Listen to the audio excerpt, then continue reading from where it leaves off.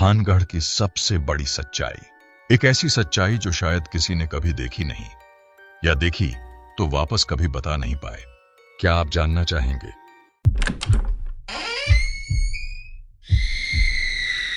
आज हम जाने वाले हैं एक ऐसी जगह जहां रात में रुकना मना है, जहां हवा भी रात के बाद अंदर जाने से डरती है, जिसका नाम है भानगढ़ किला, राजस्थान। लेकिन आज की कहानी सिर्फ इस किले के प्रेतवाधित इतिहास तक सीमित नहीं है, क्योंकि मैं आपको दिखाने जा रहा हूं भानगढ़ की सबसे बड़ी सच्चाई, एक ऐसी सच्चाई जो शायद किसी ने कभी देखी नहीं, या देखी तो वापस कभी बता नहीं पाए। क्या आप जानना चाहेंगे? मैं अपनी कार से उतरता हूं। किले के बाहर एक पट्टिका लगी है, रात के बाद यहां रुकना मना है। मेरे हाथ ठंडे पड़ रहे हैं। गर्मी के मौसम में भी मन में एक अजीब सी बेचैनी है। मैं सोचता हूं, क्या वास्तव में कुछ है यहां, या सिर्फ कहानियां हैं? जैसे ही मैं भीतर प्रवेश करता हूं, चमगादड़ों का झुंड हवा में उड़ता है, और हवा में एक अजीब सी दुर्गंध, जैसे किसी पुरानी वस्तु का सड़ चुका हो। और तभी मुझे दिखाई देता है एक पुराना दिया, पत्थर के टुकड़े के पास पड़ा हुआ। वह दिया बिल्कुल सूखा हुआ था, लेकिन जैसे ही मैंने उसे छुआ, एक तीखी चीख मेरे कानों में गूंजती है। कोई युवती, क्रोध में, पीड़ा में। मैं पीछे मुड़ता हूं, लेकिन कोई नहीं। उसी दिए के नीचे मुझे कुछ लिखा दिखता है, राख में सत्य छुपा है। मैं सोचता हूं, राख? किसकी राख? तभी एक वृद्ध फकीर मुझे देखकर कहता है, वापस चला जा, वरना तू भी उन्हीं जैसा बन जाएगा। कौन उन्हीं जैसा?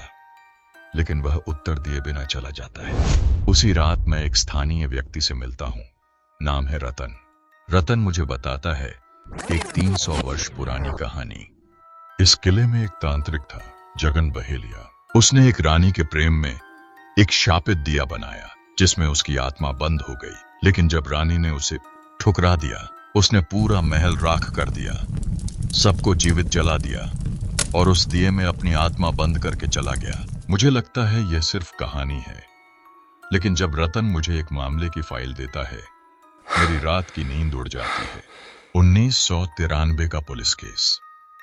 एक युवती, सुषमा, जो रात को किले में गई थी साहस के नाम पर।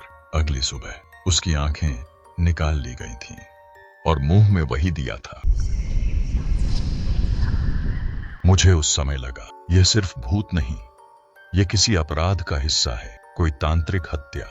मैं दिए को लेकर एक प्राचीन इतिहास के विशेषज्ञ से मिलता हूं, प्रोफेसर व्यास।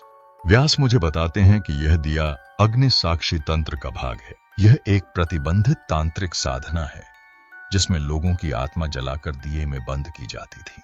मैं सोचता हूं, क्या यह सब अब भी हो रहा है? तभी मुझे एक और फाइल मिलती है, एक और पीड़िता। 2010 का मामला। एक विदेशी पर्यटक, जिसकी देह पूरी काली हो गई थी, जैसे किसी ने उसे बिना आग के जला दिया हो। उसके पास भी वही दिया था। इतने संयोग नहीं हो सकते, कोई है जो अब भी इस दिए का उपयोग करता है। मैं निश्चय करता हूं, मैं रात को किले के भीतर जाऊंगा, दिए के साथ। रात्रि ठीक 11:59 और मैं दिया जलाता हूं। अचानक से हवा रुक जाती है। मुझे लगता है जैसे कोई मेरे पीछे खड़ा है। मेरे कान में कोई फुसफुसाता है, तुमने दिया जला दिया, अब तुम जलोगे। मैं पलट कर देखता हूं, एक युवती, जिसके वस्त्रों में आग लगी हुई है, लेकिन वह खड़ी है, उसकी आंखों में सिर्फ श्राप। मैं भागने लगता हूं, लेकिन द्वार बंद हो जाता है। मैं गिरता हूं, और नीचे एक गुप्त कक्ष मिलता है। वहां एक कंकाल पड़ा होता है, उसके साथ 10 दिए। एक डायरी मिलती है, प्रोजेक्ट एग्नि। दिया के माध्यम से किसी ने एक पंथ बनाया था, जो लोगों को जलाकर उनकी आत्मा दिए में बंद करता था, फिर उन्हें नियंत्रित करता था। और वह पंथ आज भी सक्रिय है। उनका नेता रतन, वही जिसने मुझे फाइल दी थी, वही जो लोगों को जांच के नाम पर भेजता था, उन्हें दिए के पास ले जाता था। मैं भागता हूं, और तभी मुझे समझ आता है, दिया मेरे बैग में नहीं है, वह मेरे भीतर है। अगर आपको लगता है कि भानगढ़ सिर्फ एक भूतिया जगह है, तो एक बार फिर सोचिए, क्या आप भी दिया जलाएंगे?